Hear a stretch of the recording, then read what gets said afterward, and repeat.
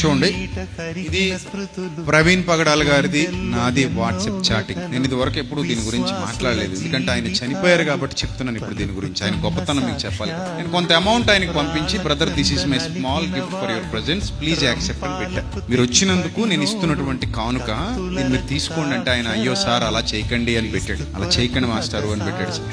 అప్పుడు నేను అన్నాను ప్లీజ్ అన్న, జస్ట్ నా సాటిస్ఫాక్షన్ కోసం మీరు ఉంచుకోండి, మీరు దేవుని పనిలో ఉపయోగించండి అని పెట్టాను. మీరు దేవుని సేవ చేస్తున్నారు కదా, నాకు తెలుసు మీరు ఎంత గొప్పగా పరిచర్య చేస్తున్నారు. మీరు ధనాన్ని దేవుని పరిచర్యలో వాడండి, నేను ఇచ్చేది తక్కువే, వాడండి. మీరు దేవుని పరిచర్యలో వాడండి. మీరు బోల్డ్ అంత ఖర్చు పెట్టుకుని వస్తారు, మీ చుట్టూతా బోల్డ్ అంత మంది ఉంటారు, చెయ్యాలి, ఇంకా చాలా పరిచర్య చేయాలి. ఈ పరిచర్యలో మీకు ధనం ఉపయోగపడుతుంది, ఉపయోగించండి అని చెప్పేసి పెడితే చూడండి ఆయన ఏమని పెట్టాడంటే, నాకు సార్ ఫార్మాలిటీ ఎందుకులేండి మనకి అన్నాడు. లేదన్నా పర్లేదన్నా ఉంచండి ప్లీజ్ అని పెడితే నాకు వెంటనే కింద దేనికి వాడమంటారో చెప్పండి, నేను 4 రకాలైనటువంటి పరిచర్యలు చేస్తున్నాను, మీరు దేనికి వాడమంటే దానికి ధనాన్ని వాడతానని పెట్టాడు. అది అతనికి ఉన్నటువంటి యథార్థత.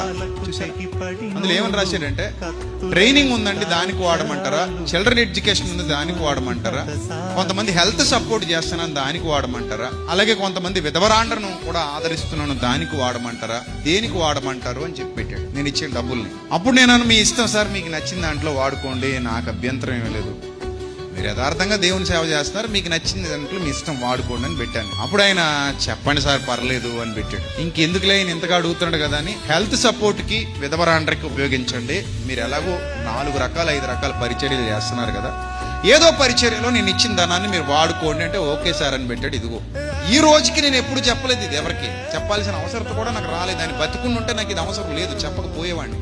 కానీ ఈరోజు ఆయన యథార్థత ఏంటో మీకు తెలియాలి అని చెప్తున్నాను. ఒక సేవకుడిగా మరో సేవకుడు ఏంటో నాకు తెలుస్తుంది, అలాగే నేనేంటో ఆయనకి తెలుస్తుంది, ఆయన ఏంటో నాకు తెలుస్తుంది. సో వాళ్ళు చేస్తున్న పరిచర్య ఎలా ఉండబోతుందో, ఎలా ఉంటుందో కూడా తెలుస్తుంది. అది ఈయనకున్న యథార్థత. కొంతమంది అలా ఉండకపోవచ్చు, కొంతమంది మోసం చేస్తూ ఉండొచ్చు సమాజాన్ని, కానీ వాళ్ళు దేవునికి ఒక రోజు ఏం చేస్తారు, లెక్క చెప్పుకోవాల్సి వస్తుంది ఖచ్చితంగా. ఈరోజు ఆయన అలా ఉండుంటే ఆయన మరణించకపోయేవారేమో, ఆయన ఇంకా మన మధ్యలో ఉండేవారేమో అని నాకు అనిపించింది, నా మనసు కనిపించింది. సో ఏదేమైనా ప్రియమైన క్రైస్తవ సమాజం గుర్తుపెట్టుకోండి, సేవకులు అనేవాళ్ళు సత్య సంబంధులుగా మన మధ్యలో ఉండడం మనకి దీవెన, మనకి ఆశీర్వాదం. అందుకే బైబిల్ గ్రంథంలో ఒక మాట ఉంది, సువార్త ప్రకటించే వారి పాదములు సుందరములు, వారు సువార్తను ప్రకటింపకపోయిన ఎడల మీరెట్లు విందురు, ప్రకటించు వారు పంపబడని ఎడల వారెట్లు ప్రకటించుదురు. అందుకే సువార్త ప్రకటించే వారికి సహకారులుగా నిలబడండి అన్నాడు.